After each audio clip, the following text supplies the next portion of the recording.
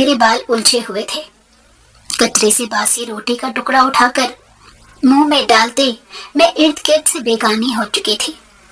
کئی دنوں سے بھوکی تھی۔ جہاں جاتی لوگ پتھر مار کر مجھے بھگا دیتے تھے تو کئی عورتیں ترس کھا کر مجھے باسی روٹی دے دیا کرتی تھی۔ ایک آدمی چلتا ہوا میرے قریب آیا۔ میں نے اپنی روٹی کو چھپا لیا، کہیں وہ مجھ سے میری روٹی ہی نہ چھین لے۔ کہنے لگا کہ تمہارے گھر میں کون ہے؟ کہاں سے آئی ہو؟ میں نے اس کی باتوں کو انسنا کر دیا۔ وہ بولا میں تمہیں ایسی جگہ چھوڑ آتا ہوں جہاں روٹی ملے گی۔ میں یہ سنتے ہی تیار ہو گئی اور اس کے ساتھ چل پڑی۔ میرا نام ماہم ہے۔ میرا تعلق سفید پوش گھرانے سے ہے۔ میں اپنے والدین کی اکلوتی اولاد ہوں۔ شروع سے مجھے لاڈ پیار ہی ملا ہے۔ کوئی مجھ سے اونچی آواز میں بات کر لے تو میں خود کو بخار کروا لیتی تھی۔ میرا دل بہت نازک تھا۔ ابا کی حادثے میں ٹانگیں جا چکی تھی تو اماں نے سنبھالی۔ انہوں نے سادگی کے باوجود بھی خوش اسلوبی سے اس گھر کو سنبھالا تھا۔ اپنے ہنر کو بروئے کار لا کر میرا اور ابا کا بوجھ اٹھایا تھا۔ ان جیسی وفاشار بیوی میں نے آج تک نہیں دیکھی۔ خاندان والوں کی بات سننے کے باوجود بھی انہوں نے ابا کو کبھی جتلایا نہیں تھا کہ گھر کا خرچہ وہ چلا رہی ہیں۔ اگر مرد عزت اور وفا دینے والا ہو تو عورت کسی بھی حال میں اس کے ساتھ گزارا کر لیتی ہے۔ یہ باتیں مجھے کئی سال بعد سمجھ آئی تھی۔ ماضی کے صفحے پلٹتے میرے ذہن میں کئی حسین یادیں گردش کرنے لگی تھی۔ ماضی کو یاد کرتی شیشے سے چہرہ ٹکائے کھڑی تھی۔ آنکھوں اور لان کے مابین شیشے جیسے غیر مرئی لگ رہے تھے۔ موسمی پھولوں سے لدی پھندی شاخیں کسی البیلی الہڑ دوشیزہ کی طرح سبک خرام ہواؤں کی چھیڑ خانی سے جھکی جاتی تھی۔ بابا کیا ہر پری کے پاس جادوئی چھڑی ہوتی ہے؟ میں نے بارہا پوچھا ہوا سوال دہرایا۔ جواب میں ویل چیئر پر بیٹھے ہوئے بابا بھی ہمیشہ کی طرح مسکرا کر رہ گئے۔ اماں بھاپ اڑاتی چائے لے کر بابا کے کمرے کی طرف آ رہی تھی۔ اماں کو بس ایک ہی ملال تھا کہ اللہ میاں جی نے پری کے بعد فرشتہ کیوں نہ بھیجا جو زندگی کے اگلے وقتوں میں ان کا سہارا بنتا۔ میرے ابا سرکاری اسکول میں پڑھاتے تھے۔ اچھی آمدن تھی اور اب تو مکان بھی تھا۔ اماں کی بہن نے کئی بار کہا تھا کہ ان کا بیٹا گود لے لیا جائے، جس پر میری اماں رضامند بھی تھی، لیکن میرے ابا اس بات پر نہیں مانے تھے۔ انہوں نے کہا کہ اللہ نے کون سا ہمیں بے اولاد رکھا ہے جو ہم کسی کی اولاد کو گود لیتے پھرے۔ پری جو ہے ہمارے اگلے وقتوں کی ڈھال، دیکھ لینا ہم پر کوئی آنچ نہ آنے دے گی۔ بابا بڑے لسان سے کہتے تو اماں جذب زب ہو جاتی۔ بھلا یہ بھی کوئی بات ہوئی؟ پرائی چیز کا بھروسہ ہی کیا؟ تم نہیں سمجھو گی، بابا دھیرے سے سر ہلاتے۔ واقعی اماں نے تو کبھی سمجھا ہی نہیں۔ یہ مائیں اتنی بھولی کیوں ہوتی ہیں؟ وہ سمجھتی ہیں کہ شادی ہوتے ہی بچے کی ساری ذمہ داریاں پوری ہو جائیں گی، وہ محفوظ ہاتھوں میں چلی جائیں گی، اس کو اپنے سر کا سائبان مل جائے گا۔ لیکن یہ کیوں بھول جاتے ہیں کہ والدین کے سوا کوئی بچوں کی خواہشات کو پورا نہیں کر سکتا۔ کاش وہ آج میرے ساتھ ہوتی، جسے اس حالت میں دیکھ کر کبھی وہ میری شادی کا فیصلہ نہ کرتی۔ میری آنکھوں میں ہلکی سی نمی اتر آئی۔ میری تو دیرینہ خواہش تھی وکیل بننے کی، اور یہ خواہش ایسے ہی تو جوان نہ ہوئی تھی۔ غریبوں اور مظلوموں کا دکھ جوں جوں مجھ پر آشکار ہوتا گیا، وکیل بننے کا جنون بڑھتا چلا گیا۔ جب امیر زیادہ باہر کا رشتہ آیا تو اماں کو لگا جیسے ان کی ساری دعائیں قبول ہو گئی ہوں۔ وہ خواب کی کیفیت میں تھی۔ دعائیں یوں رنگ لاتی ہیں، ان کو لگا کہ پیسے سے ہر خوشی مل جائے گی، ان کی بیٹی کسی چیز سے محروم نہیں رہے گی۔ پیسہ دنیاوی خوشیوں کی ضمانت تو دے سکتا ہے، لیکن اس دل کا کیا کیا جائے؟ پر اماں مجھے تعلیم کا یہ سفر بہت آگے تک طے کرنا ہے۔ بابا کے پیر حادثے میں کٹ جانے کے بعد سگھڑ سی اماں جہاں سلائی کڑھائی کر کے گھرستی کو احسن طریقے سے چلا رہی تھی، وہی میں نے بھی تعلیم کے دوران ٹیوشنز شروع کر رکھے تھے۔ سفید پوشی کا بھرم قائم تھا۔ لوگوں کو لگتا تھا کہ نہ جانے ہم نے کون سا قارون کا خزانہ چھپا رکھا ہے، خاص کر اماں کی بہن کو جو خود کے گھر سے زیادہ ہمارے گھر کے معاملات پہ پائی جاتی تھی۔ سفر سے کس کو مفر ہے؟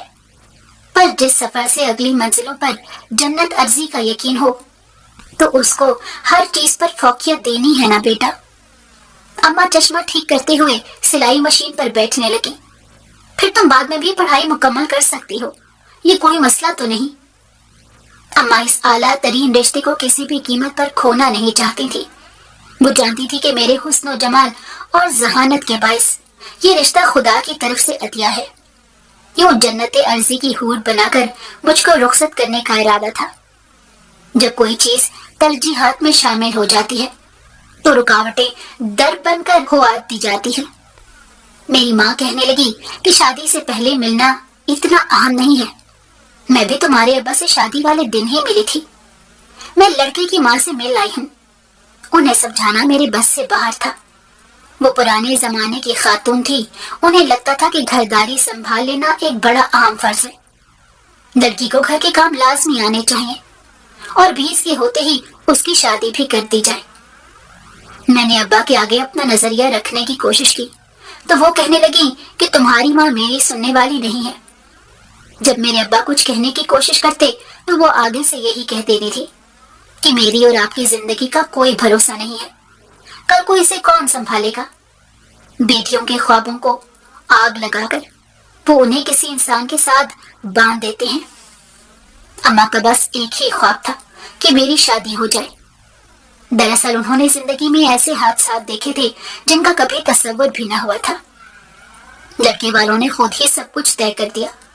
اماں کو نہ جانے کون سی جلدی تھی کہ مہینے کے اندر سب کچھ طے ہو گیا اور میری رخصتی کے دن بھی رکھ دیے گئے۔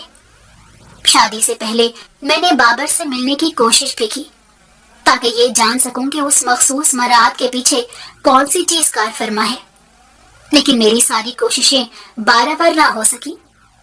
شادی کے ہنگامے شروع ہو چکے تھے۔ اماں کی تو شامیں بھی بازاروں میں ہی ہوتی تھی۔ اکیلی جان میں سارے انتظامات خود کیے تھے۔ میں نے تو کسی چیز میں دلچسپی نہیں لی تھی، میرا شادی کو دل ہی نہیں تھا۔ اماں ہر وقت سمجھاتی رہتی تھی کہ اگلے گھر جانا ہے، اتنی غیر دلچسپی سے کیسے گھر بساؤ گی؟ تمہیں ہم نے بہت نازوں سے پالا ہے، لیکن سسرال آخر کو سسرال ہی ہوتا ہے۔ عورت کو گھر بسانے کے لیے قربانیاں دینی پڑتی ہیں۔ اماں نے اپنی استطاعت کے مطابق تیاریاں کر رکھی تھی۔ رخصتی کے وقت بابا کے سینے سے لگتے ہی اندر کا سارا غبار آنکھوں کے ذریعے بہہ نکلا۔ بابا، کیا ہر پری کے پاس جادوئی چھڑی ہوتی ہے؟ سسکتے ہوئے اس نے وہی سوال دہرایا۔ نہیں بیٹا، پر میری پری کے پاس جادوئی سوچ کے نئے زاویے ہیں جس سے وہ ہر طرح کے حالات کو اپنے طور پر بدل سکتی ہے۔ بابا نے پہلی بار جواب دیا اور سر پر ہاتھ پھیرتے ہوئے خود سے الگ کیا۔ اماں کو یوں لگا کہ جیسے مجھے دنیا کی ساری خوشیاں مل گئی ہوں۔ وہ مطمئن تھی، کہنے لگی کچھ عرصے بعد تمہیں اپنی ماں کے فیصلے کی سمجھ آ جائے گی۔ انجان لوگوں میں جا کر دل ویسے ہی اداس ہونا تھا۔ خاندان سے باہر شادی کرنی ہے تو یہی نتیجہ ہوگا کہ آپ ان لوگوں کی عادات کا پہلے علم نہیں ہے۔ زندگی میں پھونک پھونک کر قدم رکھنے پڑتے ہیں۔ میں نے اپنے دل کو سمجھایا تھا کہ اب جو ہو چکا ہے اس سے پورے دل کے ساتھ نبھانا ہے۔ شاید زندگی تم سے یہی چاہتی ہو، وکیل بننے کے خواب کو بھول جاؤ اور جس کی دلہن بن چکی ہو اس کی زندگی کو بہار بنانے کا سوچو۔ میں رخصت ہو کر بابر کی پھولوں سے سجی قیمتی گاڑی میں بیٹھ کر اس کی کوٹھی میں آ گئی۔ عالی شان کوٹھی دلہن کی طرح سجی تھی۔ امیر و کبیر لوگ بیش قیمت بھاری بھرکم پوشاک دونوں ہاتھوں سے سنبھالتے نزاکت کے ساتھ چہل قدمی کر رہے تھے۔ یہ دولت اور شہرت نے انہیں مغرور بنا دیا تھا۔ مجھے یوں لگا کہ جیسے میں کسی پرائے دیس میں آ گئی ہوں۔ مجھے کمرے میں پہنچا دیا گیا۔ اندر قدم رکھتے ہی مسحور کن خوشبو اندر تک اتر گئی۔ دبیز خالیچے میں پیر اندر کو دھنستے تھے۔ بڑے سے پلنگ پر سرخ مخملی چادر بچھی تھی جس پر موتیا گلاب کی پنکھڑیوں کو پھیلا کر اس کا اور بابر کا نام لکھا گیا تھا۔ دروازے اور کھڑکیوں پر بھی سرخ رنگ کے ریشمی پردے پڑے تھے۔ قیمتی جھاڑو فانوس جس سے روشنیاں پھوٹی پڑ رہی تھی۔ یوں لگا جیسے پریوں کے دیس میں آ گئی ہوں۔ میں سحر زدہ سی تھی۔ مجھے لگ رہا تھا جیسے آج میں سچ مچ کی پری ہوں۔ آہٹ پر میں نے دیکھا بابر اندر داخل ہو رہا تھا۔ میں سمٹ کر بیٹھ گئی، پورا جسم جیسے سماعت بن گیا۔ میں جانتا ہوں آج کی رات تمہارے لیے کتنی اہمیت رکھتی ہے، لیکن پیشانی کو انگلی سے مسلتے ہوئے میرے قریب آتے ہوئے وہ دفتن رک گیا۔ چہرے پر بے نام سی الجھن تھی۔ میرے دل کی دھڑکن مجھے کانوں سے سنائی دے رہی تھی۔ یہ چند پل کی خاموشی مزید رہی تو جیسے جان نکل جائے گی۔ میں ہمیشہ سیدھے لفظوں میں بات کرنے کا عادی ہوں۔ مما میری زندگی ہے، آپ ان کی پسند ہیں اور میری پسند۔ اس نے بات پھر سے ادھوری چھوڑ دی۔ میری جھکی ہوئی نگاہیں بے ساختہ اٹھ گئیں جن میں حیرت تھی۔ ربائشہ میری زندگی ہے، اس کے بغیر میں ادھورا ہوں۔ بغیر کسی جھجک کے اعتراف کرتا اس کا لہجہ ٹھنڈا ٹھار تھا، اتنا یخ کہ میرا پورا وجود منجمد ہو گیا۔ میں جس غرور کے ساتھ آئی تھی وہ دھرا کا دھرا رہ گیا تھا۔ یوں لگا جیسے میرے حسن پر کسی نے تیزاب پھینک دیا ہو۔ پتہ نہیں ماما کو تم میں ایسے کون سے سرخاب کے پر نظر آ گئے جو انہوں نے میری تمام دلیلوں پر تمہیں ترجیح دی۔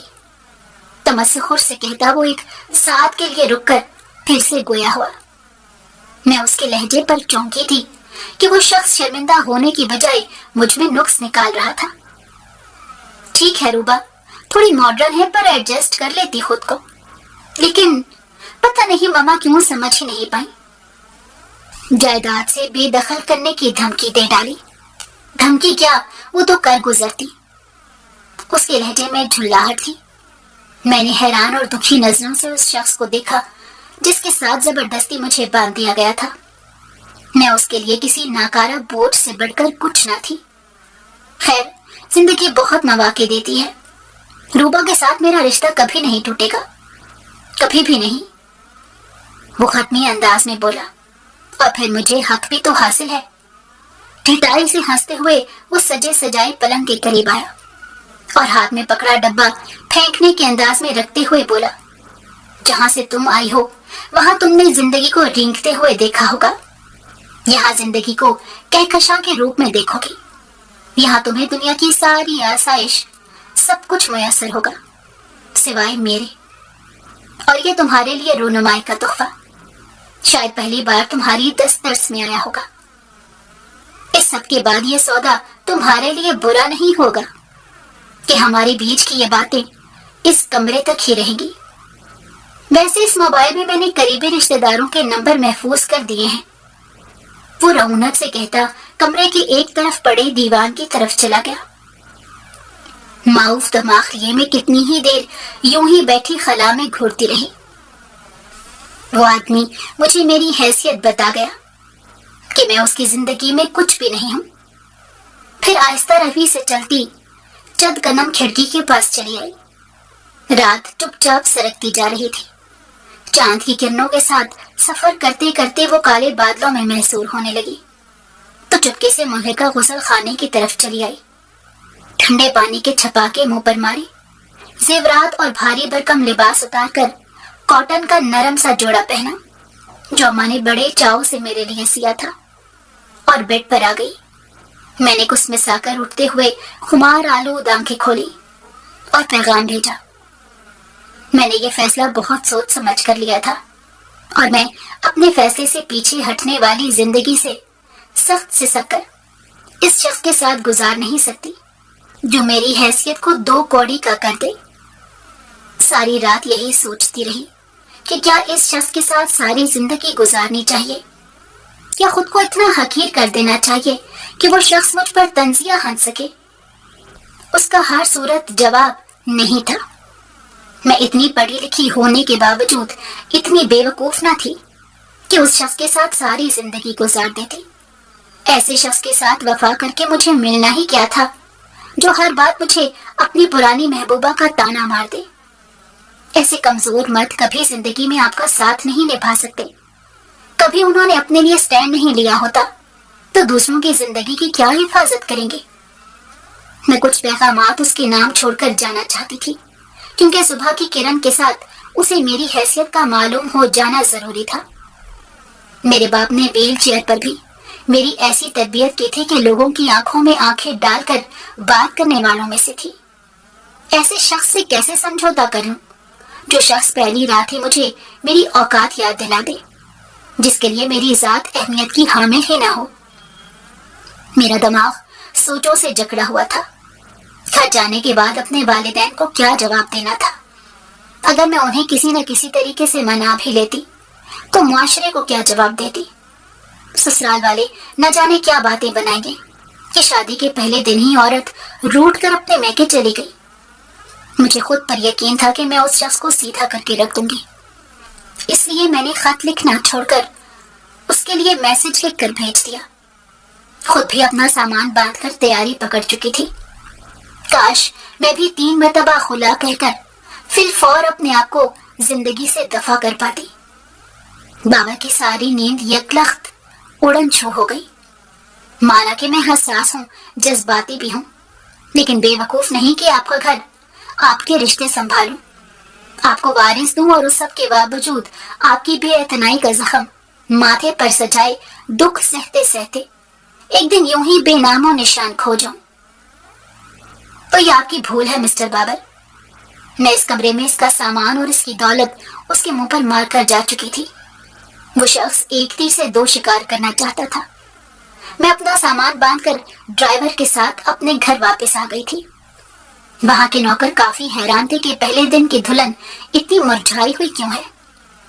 میرا دماغ یہ سوچ سوچ کر تھک چکا تھا کہ میں لوگوں کو کیا جواب دوں گی۔ ساری زندگی یہ میرے کردار پر داغ لگ جائے گا کہ میں طلاق شدہ ہوں۔ ساری عمر لوگ یہ جاننے کی کوشش کریں گے کہ آخر کو شادی کی پہلی رات تھی، ایسا کیا ہوا کہ وہ گھر چھوڑ کر یہاں آ گئی۔ آج کے دن کے بعد مجھے کیا معلوم کتنے لوگوں کی ترس بھری نگاہوں کو اپنے اوپر محسوس کرنا پڑے۔ میرے والدین مجھے اتنی صبح دروازے پر کھڑا دیکھ کر کافی حیران ہوئے تھے۔ میری ماں کے تو ہوش اڑ گئے تھے، کہنے لگی کہ تم اپنے شوہر سے لڑ کر آئی ہو۔ مسکرا کر کہنے لگی، میں نے کتنی مرتبہ کہا ہے کہ یہاں جیسے لاڈ تمہیں وہاں نہیں ملیں گے۔ چھوٹی چھوٹی باتوں پر یوں لڑ کر آ جانا کہاں کی عقل مندی ہے۔ میرے ابا بھی پریشانی سے میرا چہرہ ہی دیکھ رہے تھے۔ کہانی اتنی سادہ نہ تھی۔ میں ان لوگوں کو کیا بتاتی کہ اس شخص نے میری انا پروار کیا ہے، لیکن ہمت کر کے میں نے انہیں ساری کہانی بتا دی۔ میری ماں مجھے حیرانی سے دیکھنے لگی، کہنے لگی کہ آج کل لڑکوں کی ایسی کہانیاں ہوتی ہیں، تم اس قدر خوبصورت ہو کہ تم اسے کچھ دن میں قابو کر لو گی، اپنی جگہ چھوڑ کر یہاں آ جانے کا کیا مطلب ہے؟ جبکہ ابا خاموش تھے، وہ میرے چہرے کی طرف دیکھ کر میرے فیصلے کا اندازہ لگانے کی کوشش کر رہے تھے۔ میری ماں مجھے کہنے لگی کہ تم اپنا سامان یوں ہی رکھو، میں تمہیں خود چھوڑ کر آتی ہوں۔ لیکن میں نے اپنا فیصلہ سنا دیا تھا کہ میں واپس اس گھر پر نہیں جاؤں گی۔ کچھ ہی دیر میں میرے سسرالی رشتے دار بھی آ چکے تھے۔ وہ سب یہی جاننے کی کوشش میں تھے کہ آخر کو میں وہ گھر چھوڑ کر کیوں آئی۔ میں نے بغیر ڈرے سب کو حقیقت بتا دی تھی۔ آخر ڈرتی بھی کیوں؟ اس میں میری کیا غلطی تھی؟ میرا شوہر کہنے لگا، یہ جھوٹ بول رہی ہے، میں آپ لوگوں کو اصل حقیقت بتاتا ہوں۔ میں مرد ہوں اور خود مختار بھی ہوں، مجھ پر کس کا زور تھا؟ میں چاہتا تو شادی کر ہی سکتا تھا، لیکن یہ لڑکی اپنا گناہ چھپانا چاہ رہی ہے۔ پھر یہ شادی سے پہلے بھی کئی مردوں کے ساتھ چکر چلا چکی تھی، جس کا مجھے خود کل علم ہوا۔ میں حیرانی سے اس شخص کے چہرے کی جانب دیکھ رہی تھی۔ میری ماں کہنے لگی کہ یہ سب جھوٹ ہے، میری بیٹی ایسی نہیں ہے۔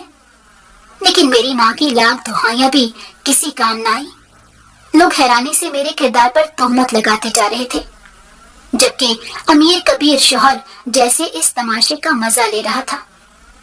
مجھے کہنے لگا کہ تم مجھے بدنام کرنا چاہتی تھی، دیکھ لو سب تمہارے خلاف ہو گئے ہیں۔ میں جتنی بھی گواہیاں دے رہی تھی وہ لوگ میری بات پر یقین ہی نہیں کر رہے تھے۔ میرا شوہر سچا ثابت ہو گیا تھا۔ کہنے لگا کہ میں پھر بھی غیرت کھا کر اس کو گھر لے جانے کو تیار ہوں۔ میں غصے سے اس کو مارنے کے لیے اس کی جانب بڑھنے لگی۔ میں غصے سے پاگل ہو چکی تھی۔ وہ شخص میرے کردار پر بات کر رہا تھا۔ میں نے آج تک اپنے کردار کے بارے میں کسی کو باتیں بنانے کا موقع نہیں دیا تھا۔ میرے والدین نے کبھی سوچا بھی نہ تھا کہ کل جس بیٹی کو رخصت کیا ہے وہ آج اس طرح ان کے سر پر آ کر بیٹھ جائے گی۔ سب لوگ باتیں بنانے لگے۔ میرا باپ سر پکڑ کر بیٹھ چکا تھا۔ ہمارے پاس اپنے کردار کی گواہی دینے کی کوئی بات باقی نہ رہی تھی۔ مجھے تو شرمندگی ہو رہی تھی کہ میرے اس عمل سے میرے والدین کس قدر شرمندہ ہو گئے ہیں۔ میری ماں ساری رات پریشانی کے سبب سو نہ سکی۔ رو رو کر میری آنکھیں بھی سوکھ رہی تھی۔ ہمیشہ ہمت دینے والا باپ بھی آج خاموش تھا اور مجھے اس کی خاموشی ڈسے جا رہی تھی۔ محلے والے بھی اندر کی حقیقت جاننے کی کوشش کر رہے تھے۔ کہنے لگے کہ یہ اپنے یار سے کہاں ملتی تھی، کدھر منہ کالا کروائی ہے کہ شوہر نے پہلے دن ہی اسے نکال دیا۔ چیخ چیخ کر میرا گلا سوکھ چکا تھا کہ میں بے قصور ہوں، میرا کوئی قصور نہیں ہے۔ میرے شوہر نے مجھ پر غلط الزام لگایا ہے۔ وہ شخص مجھے بدنام کرنا چاہتا ہے۔ وہ شخص میری سوچ سے بھی زیادہ گھٹیا واقع ہوا تھا۔ میری کوئی دہائیاں کام نہ آئی تھی۔ وہ شخص اپنی بات بغیر ثبوت کے بھی ثابت کر گیا تھا۔ نہ جانے مرد کی بات کو اس قدر اہمیت کا حامل کیوں سمجھا جاتا ہے۔ عورت سچی ہو کر بھی جھوٹی ہی کہلائی جاتی ہے۔ معاملہ کوئی بھی ہو، سب لوگ یہ کہہ دیتے ہیں کہ آخر کو عورت میں ہی کوئی نقص ہوگا۔ میری زندگی نے تو وہ موڑ لیا تھا جس کا میں نے کبھی تصور بھی نہ کیا تھا کہ کبھی شادی کے بعد میرے کردار پر یوں باتیں بھی بن سکتی ہیں۔ میں ہمیشہ سے اپنے کردار کے بارے میں پوزیسو رہی تھی۔ میرا شوہر آگ لگا کر جا چکا تھا۔ وقت اپنا بدلہ ضرور لے گا۔ کل کو ان کی بھی بیٹی ہونی تھی۔ اگر کوئی شخص ان کی بیٹی پر یوں الزام لگا کر اسے گھر سے باہر نکال دیتا تو انہیں اپنی غلطی کے بارے میں ضرور علم ہوتا۔ میری ساس جو مجھے چوم چوم کر تھک نہیں رہی تھی، وہ بھی آ کر شیرنی ہو چکی تھی۔ کہنے لگیں کہ تم شکل سے تو اتنی معصوم لگتی ہو۔ مجھے کیا معلوم تھا کہ میں کس گند کی پوٹلی کو اپنے گھر لے جا رہی ہوں۔ میں نے کہا کہ آپ کو اپنے گریبان میں جھانکنا چاہیے۔ کیا یہ بات سچ نہیں ہے کہ آپ کا بیٹا مجھ سے شادی نہیں کرنا چاہتا تھا اور آپ نے زبردستی مجھ سے شادی کرنے کو کہا ہے؟ آپ کا بیٹا انتہائی گھٹیا طبیعت کا مالک ہے اور مجھ سے زیادہ تو آپ کے بیٹے کی تربیت کا علم ہو رہا ہے کہ وہ کسی غیر عورت پر نہیں، اپنی بیوی پر ہی بد کرداری کا الزام لگا رہا ہے۔ اپنی عزت کو وہ خود داغدار کر رہا ہے۔ میرا اللہ بے نیاز ہے، وہ ہر چیز پر قادر ہے اور ایک دن ایسا ضرور آئے گا کہ یہ حقیقت کھل جائے گی، کون سچا ہے اور کون جھوٹا ہے۔ میری ماں مجھے کہنے لگی کہ تجھے گھر میں چھوڑ کر نہیں آنا چاہیے تھا، کاش کہ تم اس گھر میں رہتی تو وہ شخص تم پر یہ الزام نہ لگاتا۔ میں حیرانی سے اپنی ماں کو دیکھ رہی تھی جو اس شخص کو برا بھلا کہنے کی بجائے مجھے اس گھٹیا شخص کے ساتھ رہنے کی نصیحت کر رہی تھی۔ میں نے کہا کہ آپ کو میرا ان لوگوں میں رشتہ ہی نہیں کرنا چاہیے تھا، سوچ سمجھ کر اچھے لوگوں میں رشتہ کرنا چاہیے تھا جو میری قدر کر سکتے، میری عزت کی حفاظت کر سکے۔ آپ کو تو یہ لوگ بہت شریف لگے تھے۔ میں نے اپنا غبار اپنی ماں پر نکال دیا تھا، لیکن مجھے احساس ہوا تھا کہ کون سی ماں یہ چاہے گی کہ اس کی بیٹی ایسے لوگوں میں جائے۔ میری ماں نے تو اپنی زندگی کی ساری جمع پونجی لگا دی تھی۔ وہ عورت تو چاہتی تھی کہ میں زندگی بھر خوش رہوں۔ میرے والدین کی زندگی رک گئی تھی۔ میں انہیں ہنسانے کی کوشش بھی کرتی تو وہ خاموش رہتے تھے۔ یہ نہیں تھا کہ وہ مجھ سے ناراض تھے، لیکن اب وہ خود سے ناراض ہو چکے تھے۔ میں نے اپنے باپ کو ان کے ٹانگ ٹوٹنے پر بھی روتے نہ دیکھا تھا، جو میرا گھر ٹوٹنے پر بے تحاشا رویا تھا۔ ساری رات وہ جا کر میرے سرہانے گزارتا تھا۔ ان کو خوش کرنے کی خاطر تو میں ہنس دیا کرتی تھی، لیکن اندر سے طوفان برپا تھا۔ لیکن ان کی طبیعت اب بھی ویسی ہی تھی۔ میری ماں کبھی خود کو قصوروار ٹھہرا دیتی تو کبھی کہتی یہ تمہیں جلد بازی نہیں کرنی چاہیے تھی۔ سسرال والوں کو تانے دیتی تھی۔ وہ لوگ تو انتہائی گندے تھے۔ میں لوگوں کا آنکھوں میں آنکھیں ڈال کر جواب دے سکتی تھی۔ میں یہ ثابت کر سکتی تھی کہ میرا شوہر جھوٹ بول رہا ہے۔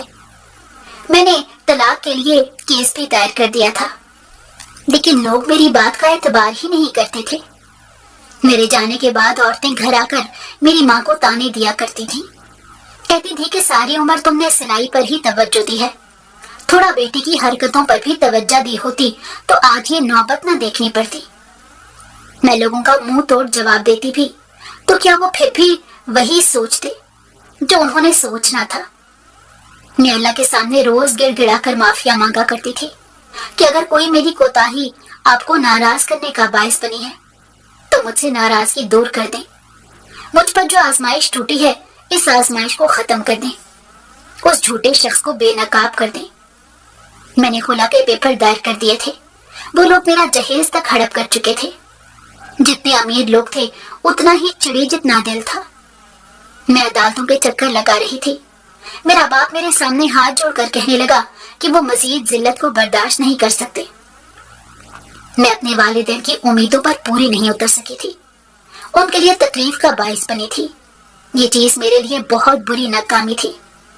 मैं कभी जिंदगी में ऐसा ना सोचा था कि कभी कभार जल्दबाजी में किए गए फैसले आपको सारी जिंदगी का पछतावा दे जाती हैं। शायद ये सब कुछ मेरे नसीब में लिखा हो और अल्लाह ने ये मेरे लिए आजमाइश रखी हो। वो लोग तो झूठे थे। एक अकेली औरत का इस मुआशरे में क्या मुकाम है ये मुझे समझ आ गया था। जैसे ही मेरे किरदार पर दाग लगा था, मैं लोगों को लाख सफाइयां भी दे देती तो वो लोग मेरे हक में कोई बात ना करते। मैं उनके लिए हमेशा से झूठी ही थी। मेरे वालिद की तबीयत अचानक खराब हो गई। उन्हें अस्पताल लेकर जाया गया तो डॉक्टर ने बताया कि वो जीने की उमंग छोड़ चुके हैं। उनका जिस्म ठंडा पड़ चुका था और दिल की धड़कन रुक चुकी थी। मेरे लिए वो सबसे बुरा दिन था। मुझे यूं लगा कि मेरे सर से साया छीन लिया गया। दुनिया के सारे मर्द जहर लगने लगे। मेरी इज्जत तो मट्टी में मिल चुकी थी। लोग मुझे और मेरी माँ को हमारे ही घर से निकालने पर तुले हुए थे। कहने लगे कि हमने ऐसी बाजारी लड़की को अपने घर में नहीं रखना। मेरी तलाक भी हो चुकी थी, लेकिन वो लोग मेरा जेवर और सामान सब कुछ हड़प कर चुके थे। अब्बा की मौत के बाद मेरी माँ पागल हो चुकी थी। मैं उनको लेकर कहाँ जाती? यूं हर वक्त दीवानों की तरह मेरे बाप का नाम पुकारती रहती थी। मुझे अपने करीब भी ना आने देती थी। कितने ही दिन तक नहाती नहीं थी। मैं जबरदस्ती उन्हें नहलाने के लिए ले जाती तो वो भाग जाया करती थी। मैं उस शख्स को बददुआएं देती थी जिसकी वजह से मेरा हंसता बसता घर उजड़ गया। मेरे वालिदैन इस हाल को पहुंच गए थे। मेरा बाप कब्र में उतर गया था और मेरी माँ दीवानी हुई फिरती थी। घर का खर्च चलाने को मैं कहीं नौकरी पर जाती तो वो लोग मुझे रखने से इनकार कर देते थे, जैसे अल्लाह भी मुझसे रूठ गया हो। मेरे शौहर को तो अपने हर अमल का जवाब देना ही था। शुक्र था कि मेरा नाम उसके नाम से हट गया। मैं उस शख्स का साया भी बर्दाश्त नहीं कर सकती थी। सारी रात जागते गुजरती थी। मैं सारी रात रोती रहती थी कि मेरी गलती क्या थी, कि अपने हक के लिए आवाज उठाना आजकल के माशरे में इतना बुरा हो गया है। एक रोज मेरी माँ घर से भाग गई। बड़ी मुश्किल से मैं उन्हें ढूंढकर घर वापस लाई। लोग मुझे रास्ते में देखकर पत्थर मारते थे। बच्चे मुझे काली चुड़ैल कहकर पुकारते थे। मैं किसको अपना हाल सुनाती? अल्लाह के सिवा मेरे पास था ही कौन? मैं यहाँ अकेली रह गई थी। मुझे कोई सहारा देने वाला न था जिसके कांधे पर सर रखकर मैं थोड़ी देर रो लेती। मेरे वालिदैन तो अब मुझसे बिछड़ चुके थे और मेरी माँ की आजमाइश भी आखिरकार खत्म हो गई थी। सुबह जब अम्मा को उठाने को गई तो उनका जिस्म ठंडा पड़ चुका था। न जाने रात के किस पहर उनकी जान निकल गई। उनकी तदफीन के लिए मुझे लोगों के पांव पड़ने पड़े। कोई शख्स मेरी मदद करने को तैयार न था। कोई आदमी जनाजा पढ़ने को तैयार न था। मेरा शौहर अपनी नई जिंदगी शुरू कर चुका था। मैंने सुना था कि उसकी दूसरी बीवी आ चुकी है और मेरी सास अब उसी बहू के वारे जाती हैं। बगैर सबूत के लोग इतने अंधे कैसे हो सकते हैं कि एक आदमी की बात का एतबार कर लें, और मैं जो 1000 सबूत देती रही लोग उसका एतबार न कर सके। माँ की मौत के बाद मैं पागलों की तरह घूमने लगी। लोगों ने मेरे घर पर कब्जा कर लिया। वो लोग मुझे घर तक न घुसने देते। मैं चीखती चिल्लाती तो वो मारने लग जाते थे। अगर कोई मेरी मदद को तैयार होता तो वो कह देते कि ये तो पागल है। सब मुझे पागल समझने लगे थे। मेरा हुलिया भी पागलों की तरह ही था। सारा दिन कचरे में पड़ी रहती थी। इधर उधर से रोटी मांगकर खा लेती थी। कई बार रात को मर्दों ने मेरे करीब आने की कोशिश की तो मैं उन्हें पत्थर मारकर भगा देती थी। मुझे खुदा का खौफ था। मैं जानती थी कि मैं पाकबाज औरत हूँ। ایک روز کچرا کنڈی سے کھانا نکال کر کھانے لگی تو ایک آدمی میرے قریب آیا. کہنے لگا میں تمہیں ایک ایسی جگہ لے جاؤں گا جہاں روز مفت کا کھانا ملتا ہے, تمہیں نئے کپڑے پہننے کو ملیں گے. وہ مجھے پاگل سمجھ چکا تھا اور روٹی کی تلاش میں بھی اس کے ساتھ چل پڑی. 3 دن کی بھوکی تھی اور لوگوں کے پتھر کھا کر میں زخمی ہو چکی تھی. وہ مجھ سے پوچھنے لگا تمہارے گھر میں کون ہے, لیکن میں پاگلوں کی طرح ادھر ادھر دیکھنے لگی. آخر کار وہ مجھے تنگ گلی سے گزارتا ہوا عالی شان کوٹھی کے اندر لے گیا. وہ کوٹھی بے حد خوبصورت تھی. میری آنکھیں کھلی کی کھلی رہ گئی تھی. مجھے وہ دن یاد آنے لگا جب میں شادی کر کے اسی طرح کی خوبصورت حویلی میں گئی تھی, اور اس خوبصورت حویلی نے میری ساری راتیں تاریک بنا دی تھی. لڑکیاں چھوٹے کپڑے پہن کر ناچ رہی تھی. گھنگرو کی آواز مجھے سنائی دے رہی تھی. میرا دل ایک دم گھبرانے لگ گیا. وہ آدمی مجھے کھینچ کر ایک کمرے میں لے گیا جہاں ایک موٹی تازی عورت بیٹھی تھی. مجھے دیکھ کر کہنے لگی یہ تو خاصی خوبصورت ہے, شکل سے پاگل لگ رہی ہے, لیکن ہم نے کیا لینا, یہاں تو جسم کے دام ہوتے ہیں. میں چیخنے لگی, کہنے لگی کہ مجھے یہاں سے جانا ہے, لیکن وہ آدمی زبردستی مجھے کمرے میں لے گیا. کچھ عورتیں مجھے تیار کرنے لگی.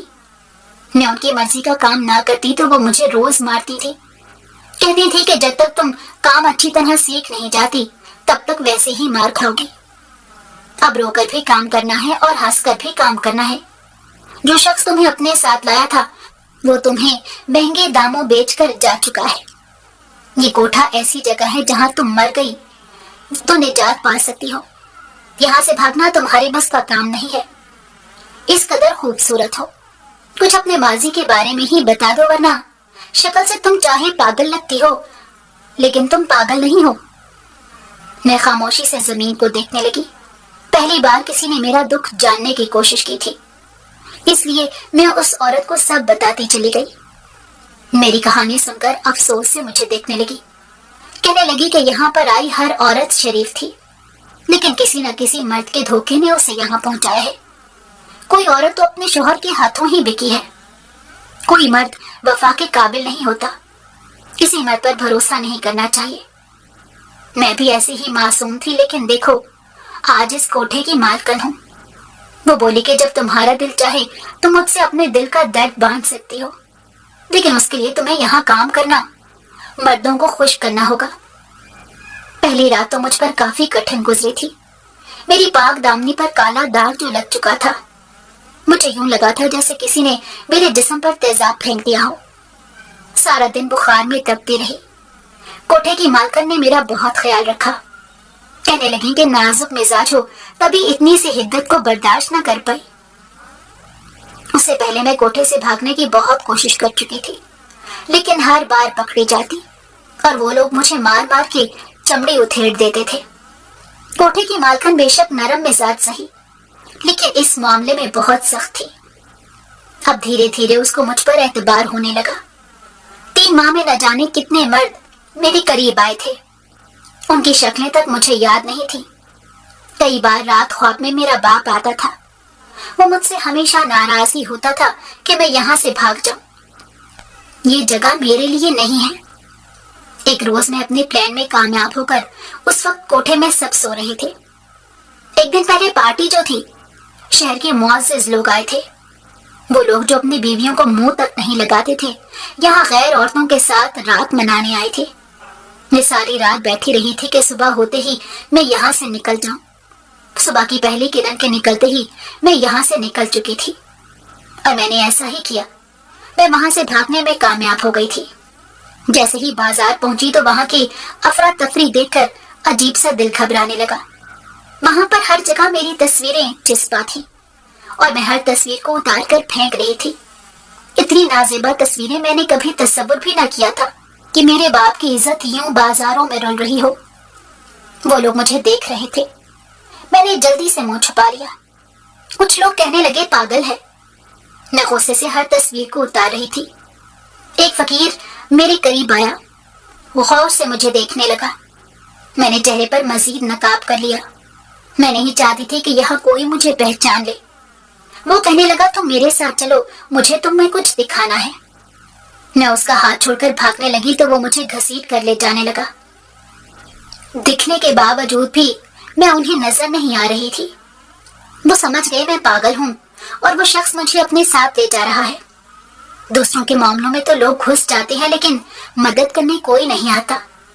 میں بار بار کہہ رہی تھی کہ تم میرا ہاتھ چھوڑ دو، میں تمہارے ساتھ زبردستی نہیں جانا چاہتی۔ تم مجھے کہاں لے جا رہے ہو؟ میں نہیں چاہتی تھی کہ ایک دلدل سے نکل کر میں دوسری دلدل میں پھنس جاؤں۔ وہ آدمی مجھے جھونپڑی میں لے گیا۔ میرا جسم تیزی سے کانپ رہا تھا۔ میں غصے سے وہاں سے بھاگنے لگی تو کہنے لگا، 2 منٹ رک جاؤ، یہاں کوئی آنے والا ہے۔ سامنے سے لڑکھڑاتا ہوا جو شخص آ رہا تھا وہ چہرہ میں ہزاروں میں بھی پہچان سکتی تھی۔ وہ کوئی اور نہیں، میرا سابقہ شوہر تھا۔ اسے میں نے بے انتہا نفرت کی تھی۔ مجھے دیکھ کر کہنے لگا کہ مجھے معاف کر دو۔ اس کا چہرہ ہل نہیں رہا تھا۔ فقیر بولا کہ اسے فالج کا اٹیک ہوا، یہ روز تمہیں ڈھونڈنے کو نکلتا ہے، تم سے معافی مانگنا چاہتا ہے، اور وہ تصاویر اس کوٹھی کی مالکن نے لگائی ہیں، شاید وہ تمہارا مہنگے دام سودا کرنا چاہتی ہے۔ میں اپنے شوہر کو دیکھتے ہی غصے سے چیخنے لگی اور اس کو مارنے کے لیے آگے بڑھنے لگی۔ زور زور سے اس کے منہ پر ہاتھ مار رہی تھی۔ میں نے کہا اس کی وجہ سے میرے والدین اس دنیا سے چلے گئے، میری زندگی تنگ ہو گئی، میری عزت داغدار ہو گئی، میں بھلا اس شخص کو کیسے معاف کر سکتی ہوں؟ میں اس کے چہرے پر زور زور سے تھپڑ مار رہی تھی۔ میرا شوہر کچھ بولنے کے لائق نہ تھا۔ فقیر کہنے لگا کہ اس کی ساری جائیداد ڈوب چکی ہے، اس کو کسی نے دھوکہ دے دیا اور اس کی بیوی بھی اس کو چھوڑ کر جا چکی ہے۔ کچھ جائیداد اس نے اپنے قبضے میں کر لی، اس کی ماں بھی پاگلوں کی طرح مر چکی، اب اس کی گواہی دینے کو بھی کوئی باقی نہ بچا تھا۔ اللہ نے بھی کیسا کھیل کھیلا تھا، جب وہ میرے سامنے آیا تو وہ معافی مانگنے کو نہ بچا تھا۔ مجھے لوگوں کی پرواہ نہ تھی، لیکن وہ میرے والدین کی تربیت پر جب سوال اٹھاتے تھے تو میں ان کا منہ توڑ دینا چاہتی تھی۔ میں غصے سے مارتی جا رہی تھی۔ تھوڑی دیر بعد میرے ہاتھ دکھنے لگے تو میں دور ہو کر بیٹھ گئی۔ میں نے کہا مجھے یہاں نہیں رہنا، یہ شخص اگر مر بھی جائے تو بھی مجھے اس سے کوئی فرق نہیں پڑتا، میں اسے کبھی معاف نہیں کروں گی۔ میرا شوہر میرے سامنے ہاتھ جوڑ کر اونچی اونچی آواز میں رونے لگا، کہنے لگا تم مجھے معاف کر دو۔ زور زور سے اپنے منہ پر ہاتھ مارنے لگا، اپنا سر دیوار پر نہ مارنے لگا، لیکن میں نفرت سے منہ پھیر چکی تھی۔ میں یہاں سے نکل کر کہیں سی محفوظ جگہ پر جانا چاہتی تھی تاکہ لوگ مجھے پہچان نہ سکے۔ اگر لوگ مجھے پہچان لیتے تو شاید وہ لوگ میری عزت کو مزید مٹی میں ملا دیتے۔ زندگی اتنی تنگ کیوں ہے؟ میں باہر جانے لگی تو فقیر کہنے لگا کہ آپ باہر محفوظ نہیں ہیں۔ میں نے کہا میں یہاں بھی محفوظ نہیں ہوں۔ کیا تم چاہتی ہو کہ اس شخص کے سائے میں رہوں گی؟ اس لیے اپنی عزت بنا کر بھی میری عزت کو داغدار کر دیا۔ وہ شخص کہنے لگا کہ اس کی حفاظت کرنا میرے خون میں شامل ہے، ان کا غلام رہ چکا ہوں، اس لیے نمک حرامی تو نہیں کر سکتا۔ اب جب تک چاہیں اس جھونپڑی میں رہ سکتی ہیں، لیکن مجھے یہ قبول نہ تھا۔ میرا شوہر میرے راستے میں آنے لگا، کہنے لگا کہ میں ہر جگہ گواہی دینے کو تیار ہوں۔ وہ پاگلوں کی طرح میرا ہاتھ کھینچ کر اس گلی میں دے گیا جدھر میرے والدین رہتے تھے۔ وہ ہر ایک کا دروازہ بجانے لگا۔ لوگ حیرانی سے نکل آئے تو مجھے دیکھ کر غصے میں آ گئی۔ مجھے مارنے کو آگے بڑھے تو وہ درمیان میں آ کر اشاروں سے انہیں کچھ سمجھانے لگا، معافیا مانگنے لگا۔ اس کا منہ کام نہیں کر رہا تھا۔ فقیر میرے شوہر کے بعد لفظوں میں بیان کر رہا تھا۔ لوگ حیرانی سے ساری رداعت سن رہے تھے۔ کچھ لوگ کہنے لگے کہ ان میاں بیوی نے ڈرامہ بنا رکھا ہے، بیچارے والدین تو اس دنیا سے چلے گئے۔ میں اپنے خالی ہاتھوں کو دیکھ رہی تھی، میرے پاس کچھ بھی نہ رہا تھا۔ دل کیا خودکشی کر لوں، لیکن ایک جگہ تھی جہاں مجھے پناہ مل سکتی تھی۔ شاید مدرسے کی باجی مجھے اپنے گھر میں نوکر رکھ لیتی، ان کے مدرسے کی صفائی کرنے کو میں تیار تھی۔ مجھے وہاں باجی نے پناہ دے دی تھی۔ شاید میری زندگی کا سکون اللہ کے ذکر میں پوشیدہ تھا۔ کچھ لوگوں کو اللہ اپنے قریب کرنے کے لیے آزمائش سے گزارتا ہے، لیکن ہمیں اللہ کی رحمت سے مایوس نہیں ہونا چاہیے۔